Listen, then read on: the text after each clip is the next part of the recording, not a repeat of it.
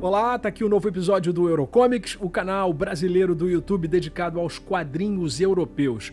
Hoje falamos sobre a quarta parte de A Esperança Apesar de Tudo, de Émile Bravot, ainda inédita no Brasil.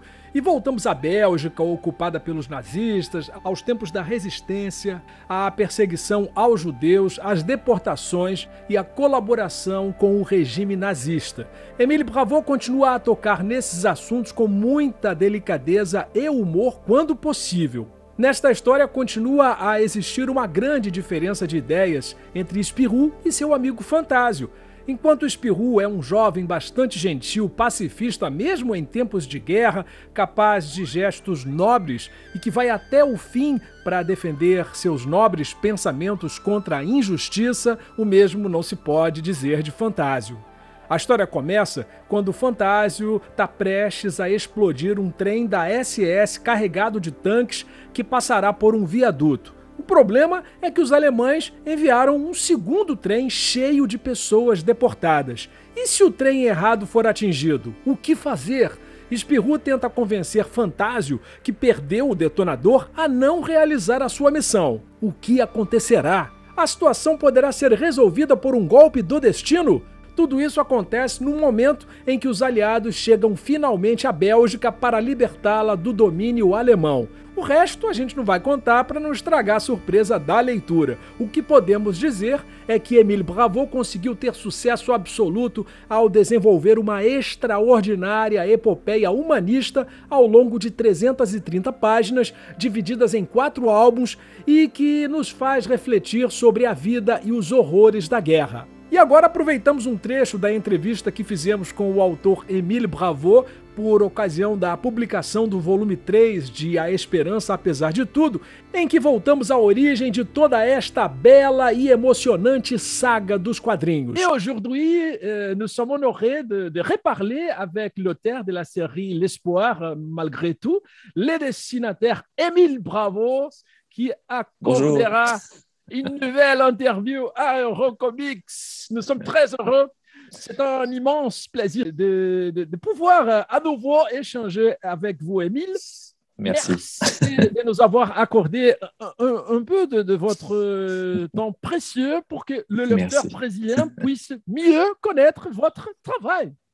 Et puisque nous adressons principalement aux lecteurs brésiliens, nous aimerions que vous commenciez par parler une minute, il est là pour parler du journal d'un ingénu qui a été publié au Brésil chez CCSP et qui est à l'origine de cette épopée de Spirou pendant la Seconde Guerre mondiale. C'est ça. Ok. Dupuis, donc l'éditeur de Spirou, en fait, l'éditeur historique, a créé, c'est au milieu des années 2000, une nouvelle collection de Spirou où ils ont demandé non pas en fait de continuer en fait la série mère, la série de Spirou, mais de demander à des auteurs si en fait ce personnage leur parlait.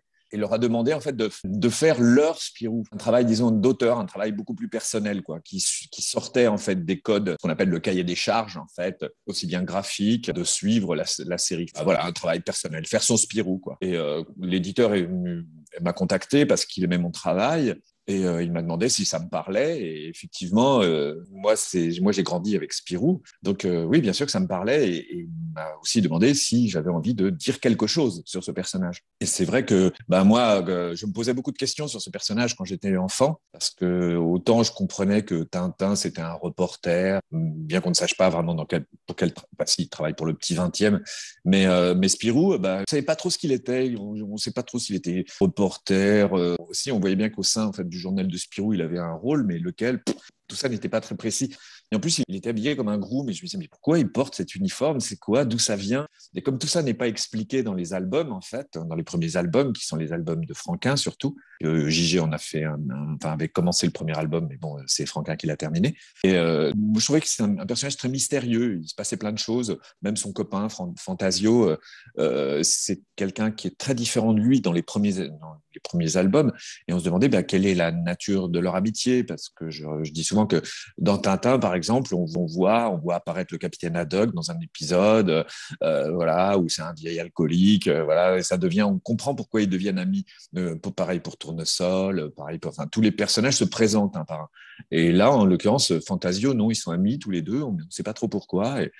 Et donc, en fait, tous ces questionnements que j'avais, je me suis dit, faisons une histoire en fait qui nous raconte un petit peu ses origines, et savoir en fait qui est cet enfant qui est devenu ce héros en fait populaire. Et donc en fait, je l'ai replacé dans le contexte. Comme c'est un personnage qui a été créé en 1938. Et que quand vous voyez en fait au départ en fait les premières revues en fait le premier journal de Spirou, les premiers journaux de Spirou en fait, où on voit Spirou qui est en fait la mascotte du journal. C'est un petit personnage, bon bah c'est un enfant et qui fait plutôt des blagues, fait plutôt des mauvaises blagues, c'est pas très inventif, c'est pas très drôle. Et après, le premier album qui paraît, c'est en 46 ou 47, enfin, déjà sous la plume de Franquin. Et là, déjà, on a un personnage très étoffé, un aventurier qui a une conscience du monde. Il est très mature. Et on se dit, c'est marrant, c'est le même personnage entre 38 et 46. Et on se dit, mais il a eu une évolution terrible. Je me suis dit, qu'est-ce qui se passe entre 38 et 46 ? Il y a la Seconde Guerre mondiale quand même. Et le pays étant la Belgique, le pays d'origine en fait de Spirou,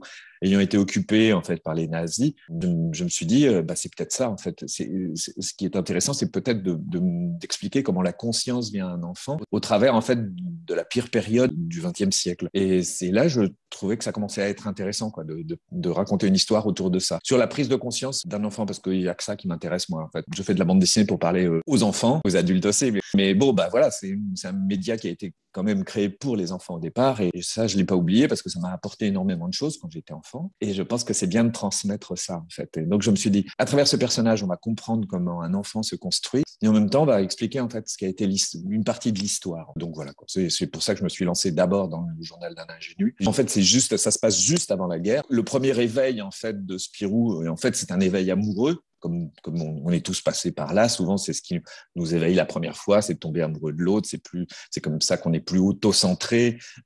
Et donc, en fait, comment une jeune fille, finalement, le fait sortir de son univers, qui est l'univers, en fait, de l'hôtel, où en fait, il ne connaissait absolument rien à la vie, quoi. Il a juste des petits copains, enfin, des amis. Il aime, comme c'est un scout, quelque part. Enfin, l'esprit de Spirou, il a beaucoup d'amis qui sont des enfants. Il chapeaute un peu tout ça. Il leur apprend la morale, tout ça, enfin bref.